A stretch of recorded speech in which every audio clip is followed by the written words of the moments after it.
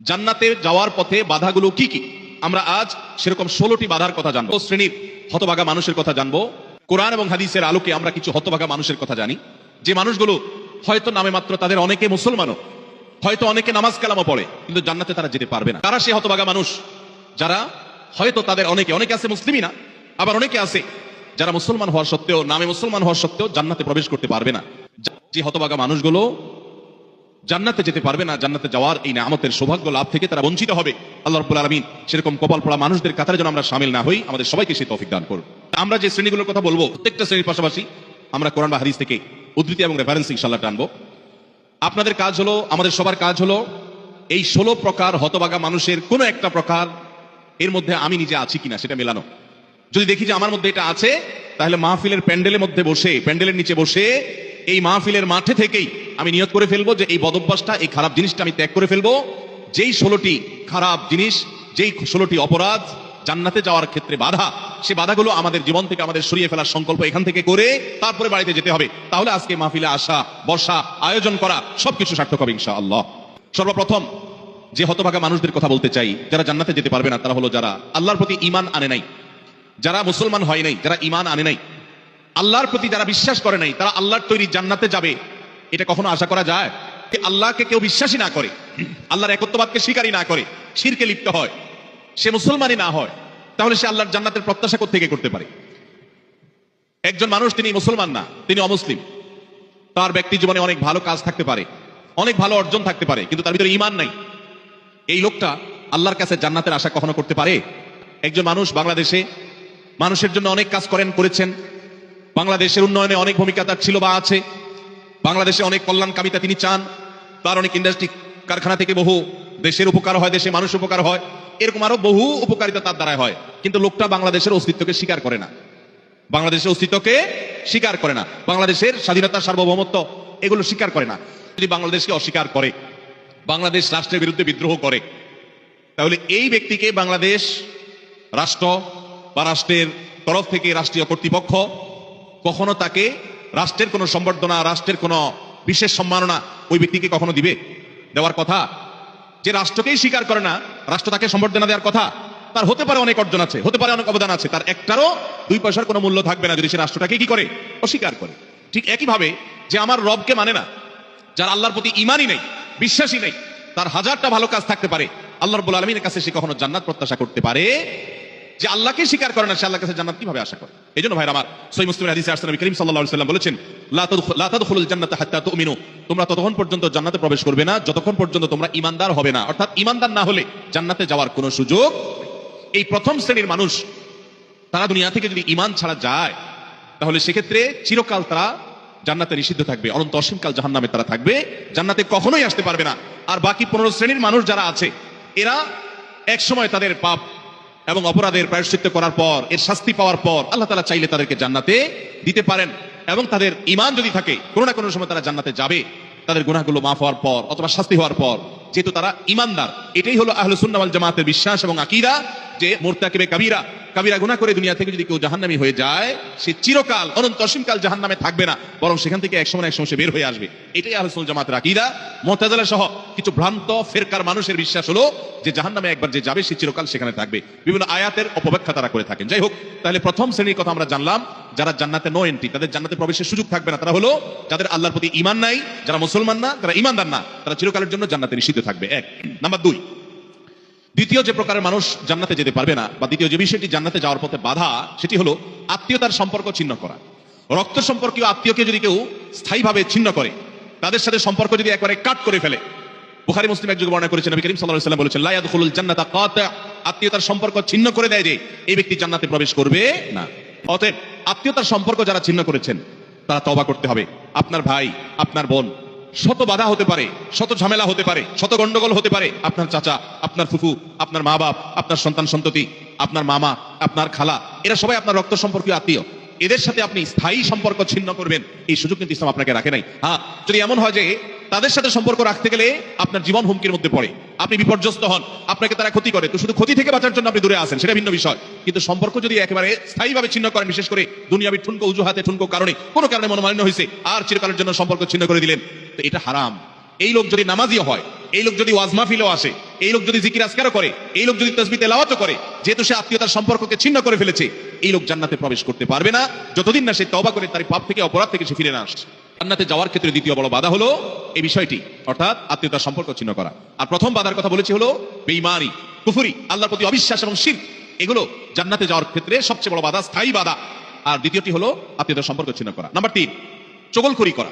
এই বদভ্যাস আমাদের সমাজে এখন প্রচুর পরিমাণে আছে। অনেক মানুষ আছে দেখবেন মুখে দাঁড়িয়ে আছে, মাথায় টুপিও আছে, হয়তো নামাজ কালামও পড়ে, কিন্তু চগলখড়ির বদভ্যাস আছে, এই চরিত্রটা আছে যে আমার কাছে এসে ওনার বদনামি করবে, ওনার কাছে গিয়ে আমার বদনামি করবে, আমার কাছে এসে আমাকে পাম্পট্টি দিবে, ওনার কাছে গিয়ে ওনারে পাম্পট্টি দিবে। এরকম লোক আছে না নাই? ঘরে ঘরে, আল্লাহ মাফ করুন, আমাদের অনেকের মধ্যে এই চরিত্রটা আছে না নাই? নবী করিম সাল্লাল্লাহু আলাইহি সাল্লাম এই চগলখড়ি সম্পর্কে সহিহ মুসলিম হাদিসে বলেছেন, লা ইয়াদখুলুল জান্নাতা নাম্মাম, চগলখড় জান্নাতে প্রবেশ করবে না। জান্নাতে প্রবেশের ক্ষেত্রে আরেকটি বড় বাধা, আরেকটি বড় দেয়াল, আরেকটি বড় প্রাচীর হলো এই চগলখড়ির চরিত্র। ভাইরা আমার, আসুন তওবা করি, চগলখড়ি করব না। কারো ভালো কিছু পেলে সেটা তার পেছনে অন্যদের কাছে বলবো, আর মন্দ কিছু হলে তার সামনে বলবো। তার সামনে এসে একরকম, তার পেছনে গিয়ে আরেক রকম, সামনে এসে তার প্রশংসা, পেছনে গিয়ে তার দুর্নাম।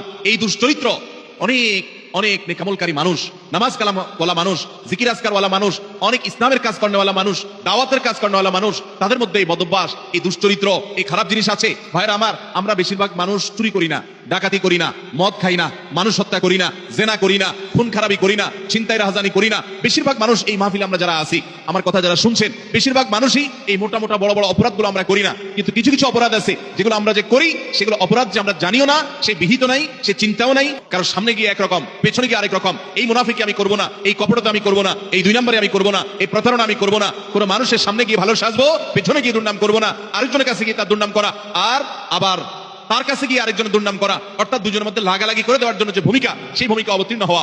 এই চগলখড়ি, এটা হলো জান্নাতে যাওয়ার ক্ষেত্রে তৃতীয় বড় বাধা। চগলখড়, সে জান্নাতে নো এন্ট্রি থাকবে। আল্লাহ তাআলা আমাদের সবাইকে বদভ্যাস পরিত্যাগ করার তৌফিক দান করুন। নাম্বার 4, প্রতিবেশীকে যে কষ্ট দেয়, এই লোক জান্নাতে যেতে পারবে না। জান্নাতে যাওয়ার ক্ষেত্রে বড় বাধা হলো এই বদভ্যাস এবং খারাপ জিনিস, এই অপরাধ, প্রতিবেশীকে কষ্ট দেওয়া। এটাকেও আমরা অনেকে গুনাহের কাজ মনে করি না।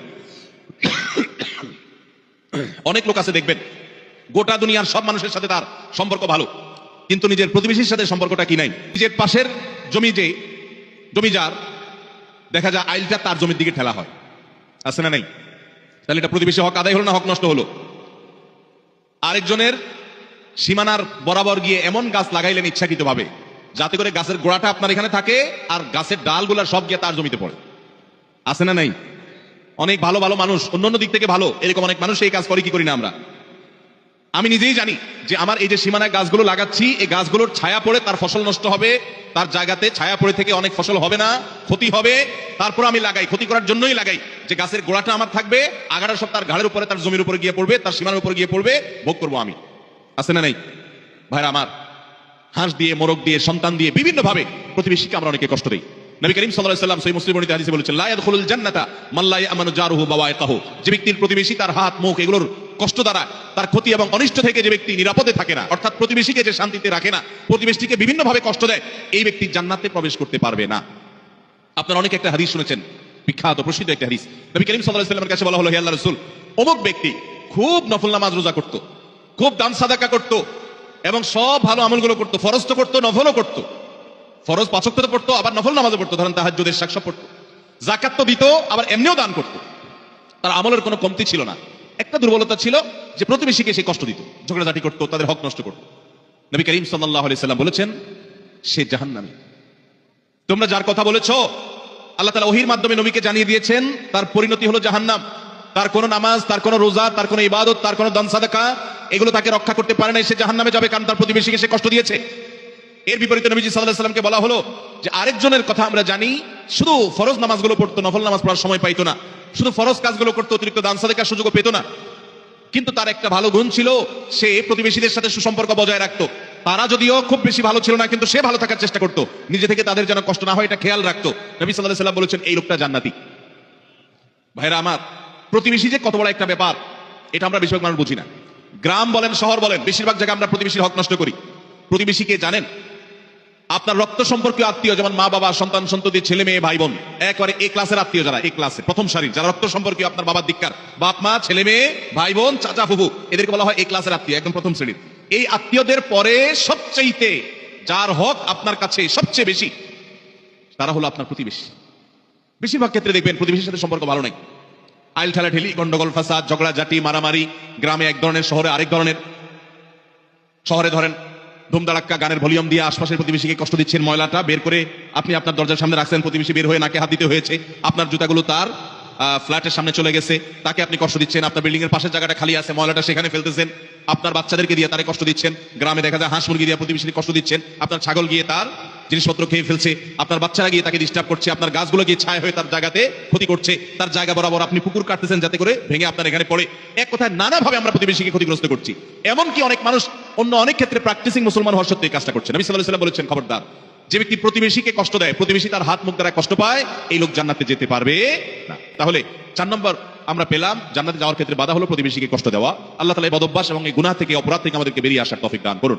নবী করিম সাল্লাল্লাহু আলাইহি ওয়াসাল্লাম বলেছেন, প্রতিবেশী সম্পর্কে জিবরিল আমাকে এত বেশি সাবধান করেছে যে আমার মনে হচ্ছিল জিবরিল না জানিয়ে এসে বলে, আপনার মৃত্যুর পর আপনার সম্পদে বাবা মা ছেলে মেয়ে যার যার সম্পদের ভাগ আছে, এর মধ্যে প্রতিবেশীর একটা ভাগ আছে। এটা না জানি কখন বলে আমি সেই চিন্তা করছিলাম, কারণ এতবারে সে জিবরিল আমাকে সাবধান করছে যে খবরদার, প্রতিবেশীর ব্যাপারে কেয়ারফুল থাকতে হবে, সতর্ক থাকতে হবে। আমরা সতর্ক থাকবো তো ইনশাআল্লাহ।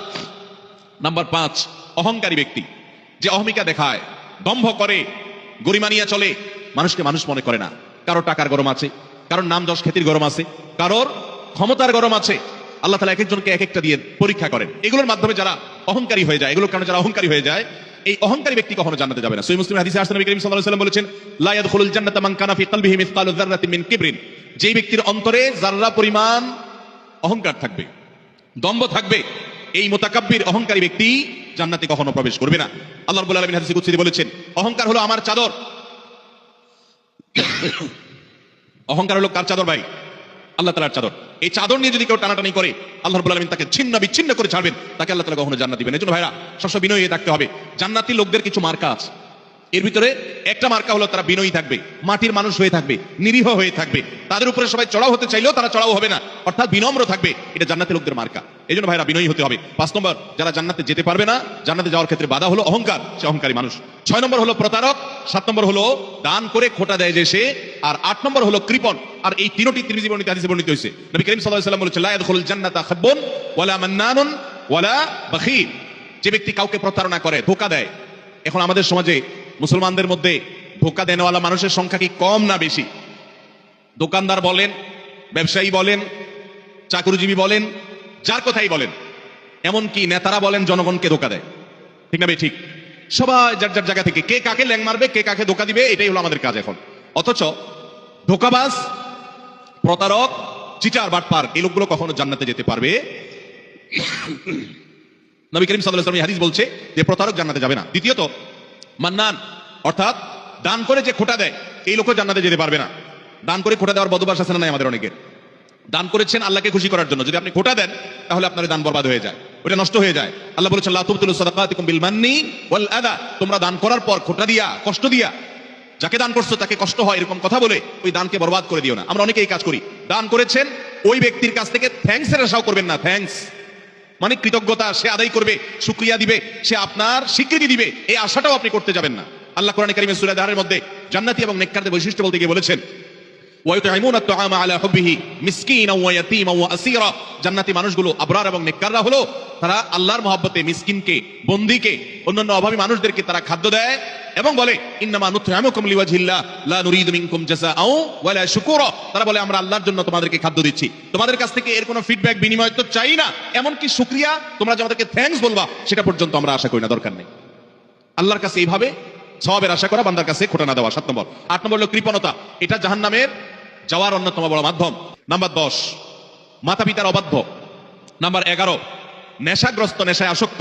এই সম্পর্কে নাসাই বর্ণিত হাদিসে আসছে, নবী করিম সাল্লাল্লাহু আলাইহি ওয়াসাল্লাম বলেছেন, লা ইয়াদখুলুল জান্নাতা আকুন ওয়ালা মান্নান ওয়ালা মুদমিনু খামরিন। জান্নাতে যেতে পারবে না মা বাবার নাফরমান, মা বাবার অবাধ্য, মা বাবার সাথে বেয়াদবি করে, মা বাবার যৌক্তিক নির্দেশগুলোকে লঙ্ঘন করে। অনেক মানুষ আছে দেখবেন, নামাজ কালাম পড়ে, কপালে সিজদা পড়ে গেছে, অন্য অনেক ভালো কাজ করে, কিন্তু মা বাবার প্রতি তিনি অনুগত নন, তাদের সাথে নাফরমানি করে। এই সন্তান কখনো জান্নাতে যেতে পারবে না যাবত না আল্লাহ তাআলা তাকে মাফ না করেন, অথবা তার পাপের প্রায়শ্চিত্ত সে না করে। অর্থাৎ এটা জান্নাতে যাওয়ার ক্ষেত্রে বাধা, মাতা পিতার নাফরমান। আর 11 নম্বর হলো মাদকে আসক্ত, যেটা এই একই হাদিসে নাসাই বর্ণিত হাদিসে আছে। মাদক আসক্ত, অর্থাৎ মাদক সেবন করতে করতে এটা দেশে অভ্যস্ত হয়ে পড়েছে, এটা স্থায়ী রোগে পরিণত হয়েছে, এই লোকটাও জান্নাতে যেতে পারবে না। 12 নম্বর হলো ওই লোক যার শরীর হারাম দ্বারা গঠিত হয়েছে, যার গোশত মাংস রক্ত হারাম খেয়ে হারাম উপার্জন করে করে এগুলো গঠিত হয়েছে। সেটা সুদের টাকায় হোক, সেটা ঘুষের টাকায় হোক, সেটা চুরির টাকায় হোক, সেটা দুর্নীতির টাকায় হোক, সেটা যেভাবে হোক না কেন।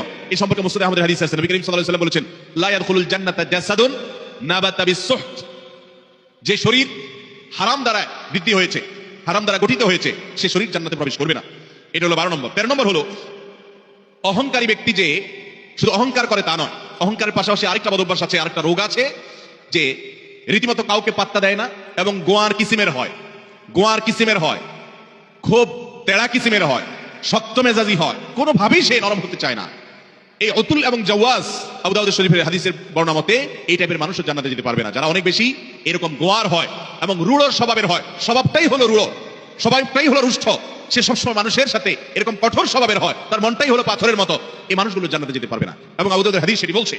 আর 14 নম্বর হলো গণক, যে ভবিষ্যতে কি হবে না হবে মানুষের এই সমস্ত গণক গণনা করে বিভিন্ন খবর বলে দেয়। অনেক সময় এগুলো সত্য হয় এবং কুফরি কালাম করে শয়তানের আশ্রয় নিয়ে ব্ল্যাক ম্যাজিকের মাধ্যমে, জাদুবিদ্যার মাধ্যমে বিভিন্ন ভাবে এরকম অনেক কিছু বলতে পারে তারা, এবং সেগুলো খেটেও যেতে পারে, অস্বাভাবিক নয়। কিন্তু এই যে অসৎ উপায়ে কুফরি কালামের মাধ্যমে, জাদুর মাধ্যমে শয়তানের আশ্রয় নিয়ে ভবিষ্যৎ সম্পর্কে বলে দেয়, এই রকম গণক যারা, এরাও জান্নাতে যেতে পারবে না। এমনকি তাদের কাছে যারা যায়, যারা তাদের কথা বিশ্বাস করে, আস্থা রাখে, এদের ইবাদত পর্যন্ত একটা মেয়াদ পর্যন্ত কবুল হবে না, হাদিসে বলা হয়েছে। তাহলে 14 প্রকার হলো এই গণক।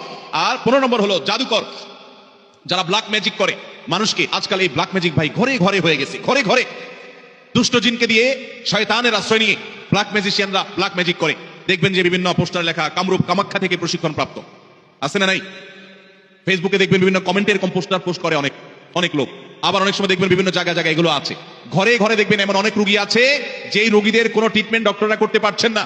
দেশ বিদেশ ঘুরে, বহু হাসপাতাল ঘুরে, বহু ট্রিটমেন্ট নিয়েও কোনো চিকিৎসা করাতে পারছেন না, কোনো ট্রিটমেন্ট হচ্ছে না, সুস্থ হচ্ছে না। এগুলোর একটা অংশ, আমি সবগুলো বলছি না, একটা বড় অংশ ব্ল্যাক ম্যাজিকের রোগী আস্তে আস্তে শেষ হয়ে যাচ্ছে। বিভিন্ন বর্ণনা আছে সম্পর্কে। ব্ল্যাক ম্যাজিক এটা ওটের উপর যদি পড়ে তো ওটকে পাতিল পর্যন্ত নিয়ে যায়, অর্থাৎ শেষ হয়ে যায়, জবাই করে খাওয়া ছাড়া উপায় থাকে না, আর মানুষকে কবর পর্যন্ত নিয়ে ছাড়ে। অন্য আরেক হাদিসে আছে যে এই যে মানুষের হিংসাত্মক দৃষ্টি, কুদৃষ্টি, বদনজর, এটা ভাগ্যকে পর্যন্ত আল্লাহর ফয়সালাতেই পরিবর্তন পর্যন্ত করে দেয়। এরকম ভয়াবহ একটা বিষয়।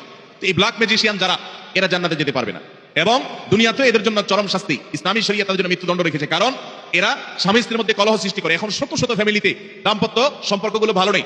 আমার কাছে এরকম শত শত হিস্ট্রি আসে যে স্বামী স্ত্রীর একসময় সম্পর্ক খুব ভালো ছিল, হঠাৎ করে তাদের আর সম্পর্ক ভালো নাই, কেউ কাউকে সহ্য করতে পারছে না, কেউ একজন ব্ল্যাক ম্যাজিক করেছে। এবং দেখবেন বাসা বাড়িতে অনেক সময় দেখা যায় অস্বাভাবিক জায়গাতে তাবিজ কবজ পাওয়া যায়, আছে না নাই এরকম? কে বা কারা রাখছে, চুল কেটে নিয়ে যায়, জামা কাটা সেটা কেটে নিয়ে যায়, ব্ল্যাক ম্যাজিকের উপাদান এগুলো অনেক সময় হয়। আমরা অনেকে এগুলো জেনেও না জানার ভান করে থাকি, অনেকে জেনেও সেটা সঠিকভাবে এটা রহস্য উদ্ঘাটনের চেষ্টা করি না। তো এই ব্ল্যাক ম্যাজিশিয়ান যারা, এরা সমাজে অশান্তি সৃষ্টি করে, দাম্পত্য জীবনে কলহ সৃষ্টি করে, মানুষের ক্ষতি করে। এরকম অনেক লোক আছে তাবিজ ব্যবসায়ী, তারা তাবিজের ব্যবসার আড়ালে তারা মূলত এই ব্ল্যাক ম্যাজিকটা করে। এই ব্ল্যাক ম্যাজিশিয়ান যারা, তারা জান্নাতে যেতে পারবে না। এটা হলো 15 নম্বর। 16 নম্বর হলো যারা সিল্কের পোশাক পরে পুরুষ হয়ে, নবী করিম সাল্লাল্লাহু আলাইহি ওয়াসাল্লামের হাদিসে তাদেরকেও জান্নাতে এন্ট্রির কথা বলা হয়েছে। জান্নাতে যাওয়ার ক্ষেত্রে সেটাও বড় একটা বাধা। তাহলে 16 প্রকারের মানুষ পেলাম যারা জান্নাতে যেতে পারবে না বলে নবী করিম সাল্লাল্লাহু আলাইহি ওয়াসাল্লামের বিভিন্ন হাদিসে সাবধান করা হয়েছে, সতর্ক করা হয়েছে, কোরআনের বিভিন্ন আয়াতে সাবধান করা হয়েছে যে এই 16 প্রকারের মানুষ তারা জান্নাতে যেতে পারবে না। শুধু 16 প্রকার নয়, এরকম আরো আছে, কোরআন থেকে আপনি পাওয়া যাবে। আমি 16 প্রকার শুধুমাত্র কোরআন এবং হাদিস থেকে আপনাদের জন্য উপস্থাপন করলাম যে এই মানুষগুলো জান্নাতে যেতে পারবে না। আমরা শুরুতে বলেছি ইমানদারের সবচেয়ে বড় চাওয়া হলো, টার্গেট হলো জান্নাতে যাওয়া। সে জান্নাতেই যদি যেতে না পারি, তাহলে আমার আর এই দুনিয়াতে আমার কর্ম, আমার ঈমান, এগুলো আমাকে কি উপকার করলো? যদিও ঈমান থাকলে আপনি এই সমস্ত গুনাহগুলো লিপ্ত হওয়ার কারণে জাহান্নামে গেলেও একসময় আপনি জান্নাতে আসবেন, এটাই আহলে সুন্নাত ওয়াল জামাতের আকীদা, এটাই বিশুদ্ধ বিশ্বাস। কিন্তু তারপরেও জাহান্নাম তো এমন জায়গা যেখানে এক মুহূর্তের জন্য গিয়ে সহ্য করার কথা নয়। অতএব ঈমানদার প্রথম চান্সে জান্নাতে যেতে চাইবে। আর প্রথম চান্সে যদি জান্নাতে যেতে চান, জাহান্নামের কোনো স্পর্শ ছাড়া যদি জান্নাতে যেতে চান, তাহলে এই 16 বদভ্যাস থেকে, 16টি অপরাধ থেকে নিজেকে বাঁচাবার চেষ্টা করতে হবে। আল্লাহ আমাদের সবাইকে সে তৌফিক দান।